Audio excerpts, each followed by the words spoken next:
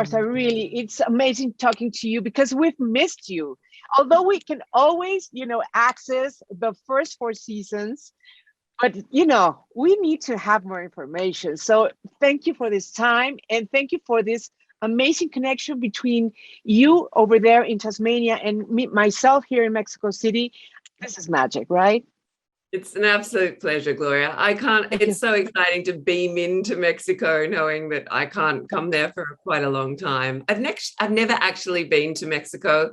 It's somewhere I've always wanted to go. My husband went there as a young child for about 6 months and he just loved it. And we have 2 hammocks that his mother bought him there that are actually hanging up outside right now. So there is a little bit of Mexico in my garden.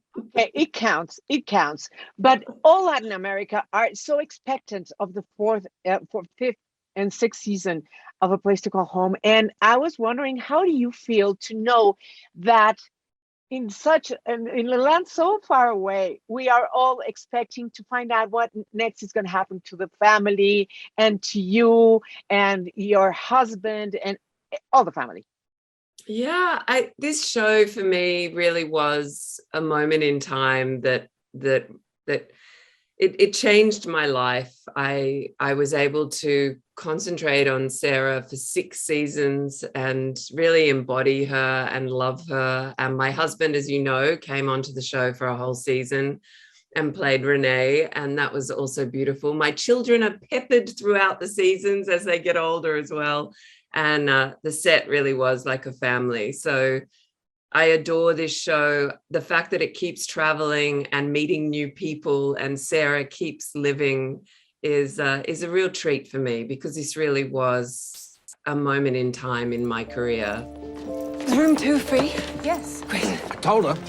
We have better uses for the bed, sister. He can sober up outside. He's going into a diabetic coma. I need IV fluid set up immediately and urgent bloods to check his glucose levels. Sister, and you'd have seen it if you'd bothered to look. Doctor on duty. I think Which you might have if he were white. First of all, it amazes me because I was talking to the Acorn TV people, and they were telling me that the expectation is not only amongst people maybe my age or in my generation, but like younger people that are totally hooked into the story and into all the adventures that the family goes through, because it's so intertwined with human nature. We're all alike, even though we're miles and miles away from each other, right? Yeah, it's intergenerational and it's also totally relatable. And I think the two make for family viewing, literally. So when I speak to people, I often have people see me in a supermarket, say, and as they're walking towards me with a huge grin on their face, I go, is this A Place to Call Home, Jack Irish or Janet King? And I can never pick it. And when it comes from a really young person, I watch A Place to Call Home with my mom or my dad or my grandmother, or I think that this is an amazing impact. Bevan Lee, the creator, he wrote across every single season except for one, and he really nurtured everybody. All the characters get a really great go, and as you'll see in 5 and 6, he spins things on its head in the middle of an episode, which I really love as well. When we first meet Sarah and we see how courageous she is, and she is ready to fight for what she believes is right and fair, and at the same time she's like in pain inside and silently in pain. That's what I want to say. It's a beautiful character, and that's why, again, we feel so, we want to see you again, and we see you and everyone. It has a lot of very subtle magical touches that makes this series something endearing to our heart as viewers. Really.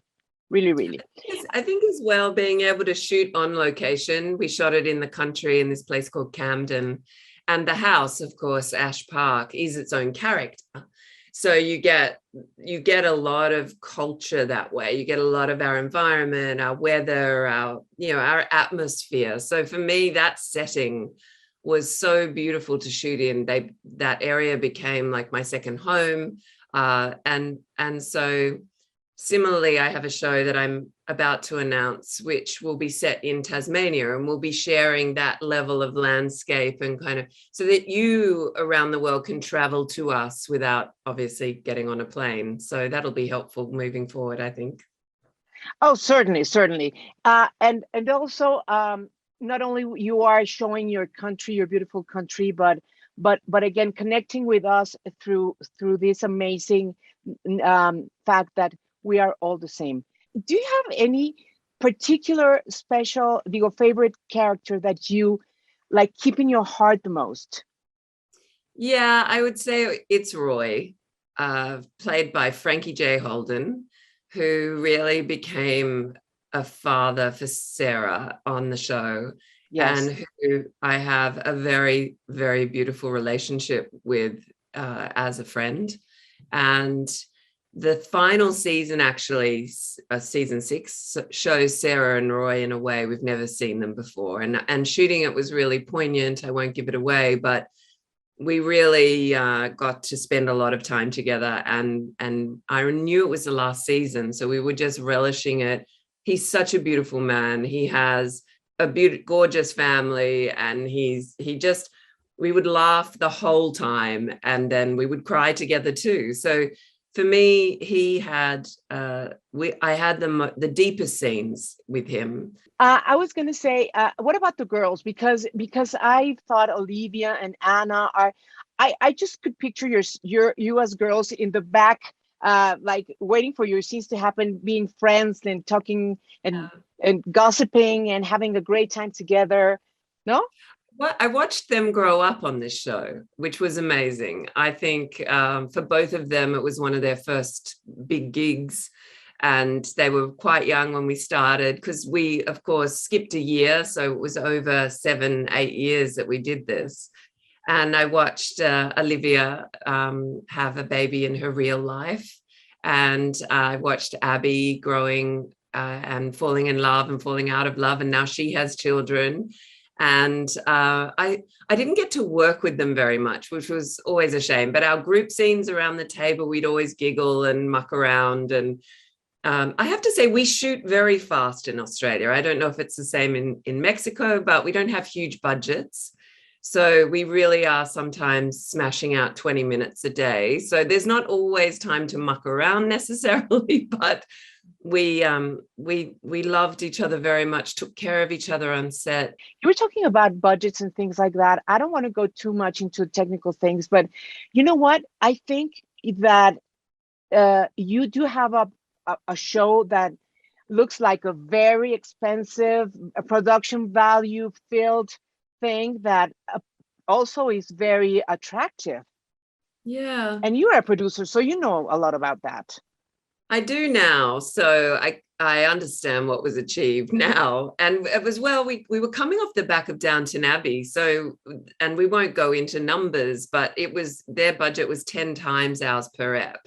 So you go, okay, that's not a small achievement to have it look the way it looked. I mean, certainly our cinematographers, we only had 2 across 6 seasons, John Stokes, and then we went into Henry, and both of them achieved this incredibly sumptuous look with full depth. And then production design wise, we only had 2 production designers. The second production designer worked with the first one on the show originally, so had the setup. And that type of continuity gives a shorthand, but it also gives an assurity. So for me, I never walked on set and thought, oh, how are we going to sell that this is actually because it was, we had Camden, we had Ash Park. So for that, I think it really stood up, and why it sold around the world.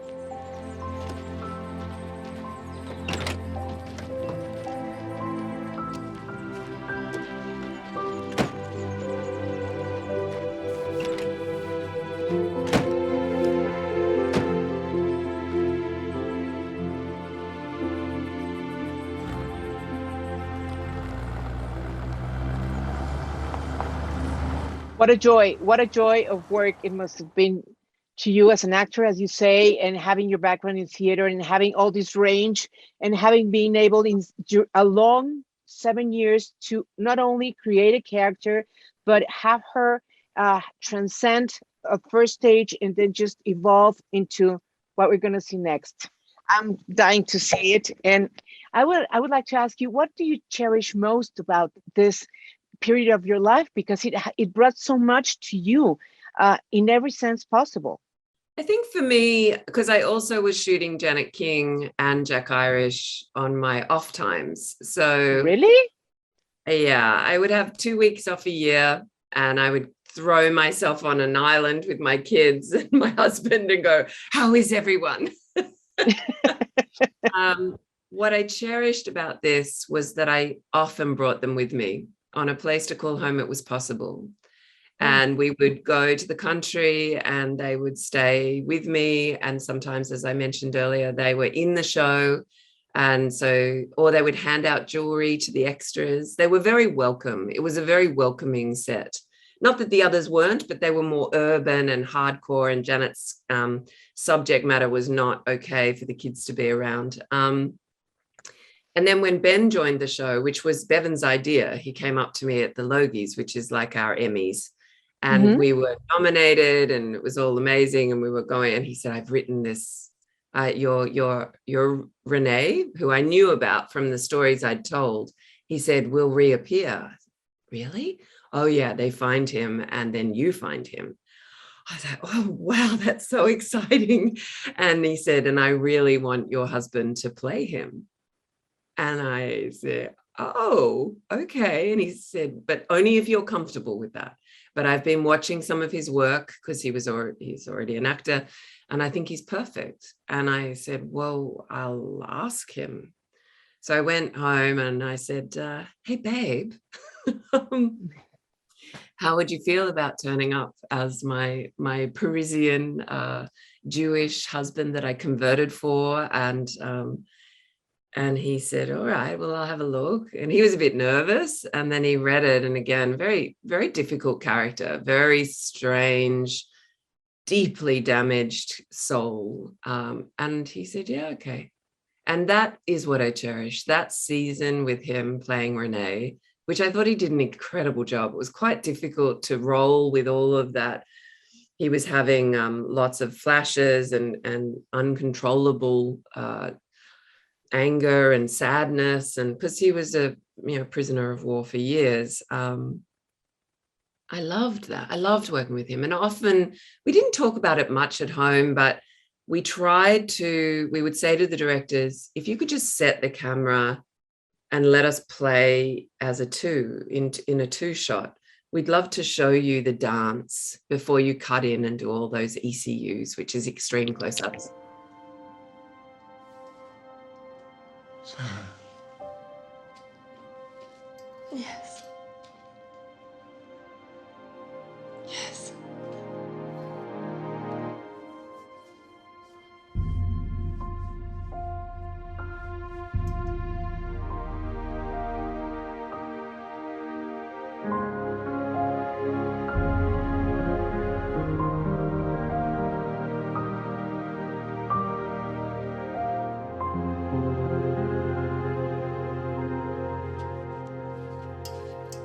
There you are.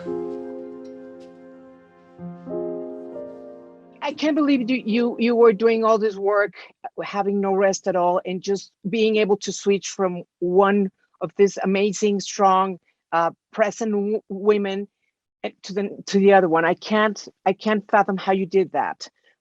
Respect, Martha. Really. Thank you. And I had a young family, and lots of people do. Yes, a private life, and about it. Yeah, I mean, we make it work, and we make sure our kids know we love them and that we're there, and they join us. And I had a lot of interviews that would say to me, "Do you feel guilty?" And I would say, "No, because my children are seeing me succeed and work and collaborate, more to the point, and build these stories that are going around the world, and I'm proud of that, and so are they." So I feel like that narrative has finished, though. I feel like finally we are being seen as multitaskers, and that's okay, and nobody suffers, and in fact everyone grows. So yeah. Martha, I'd like to know if you remember certain like scenes or performances that just blended into your memory forever. The other scene that I remember and that I cherish is after Renee had died, and shooting that was very difficult, him dying, because he did a really good job. I think I might have flipped a little bit into, that's my husband. So I absolutely was bereft, and the extras around me, I remember, was sort of standing there, not quite, and I completely lost it. He was on the ground, he'd had an aneurysm, and his brain was bleeding basically, and that was very, very horrific. But afterwards we went through these scenes of me mourning him through ritual, through Judaism, through to tradition, and I found that very affecting, and I realized how important it was to that culture to grieve the way they did, and how successful that was for me as Sarah to be able to go through certain rituals to bury my grief the way I needed to. So that was very moving as well.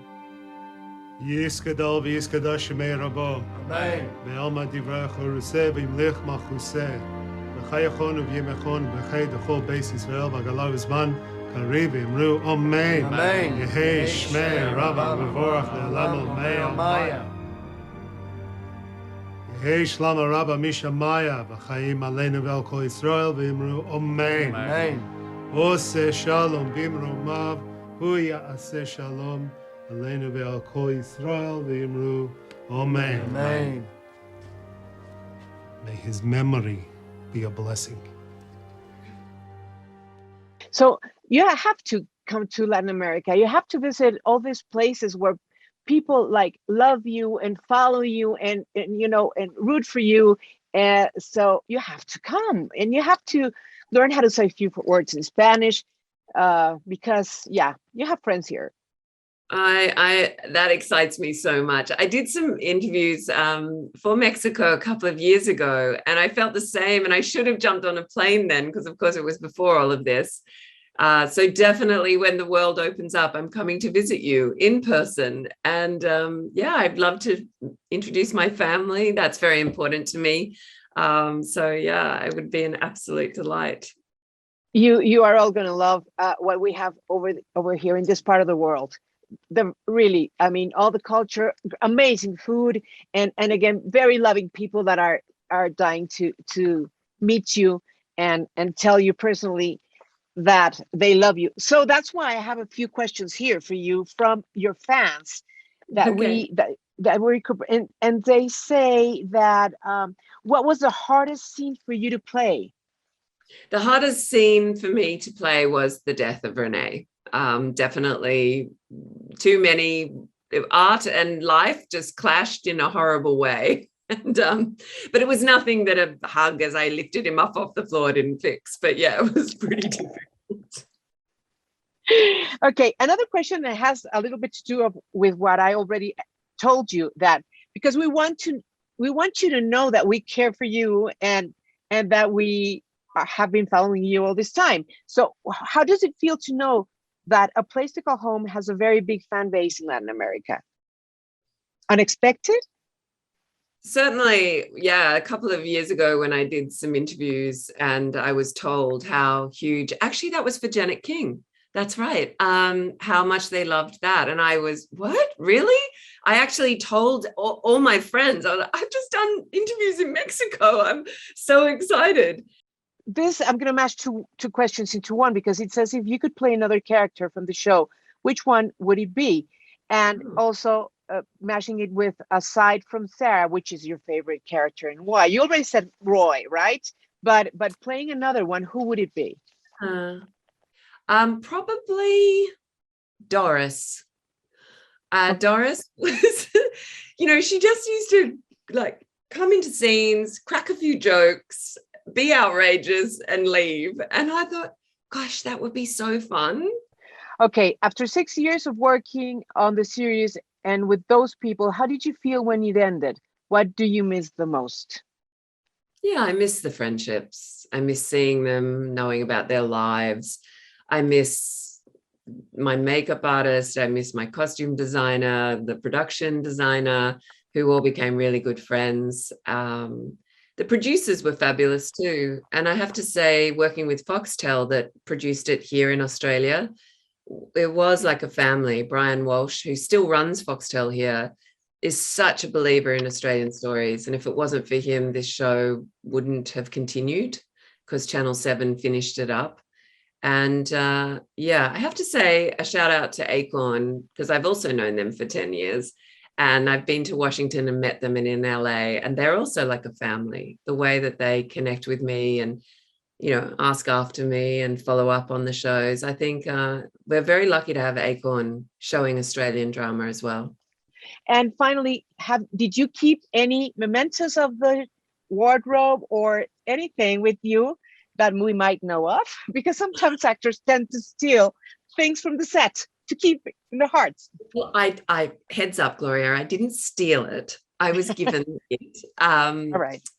Every season, I would choose one piece of taxidermy.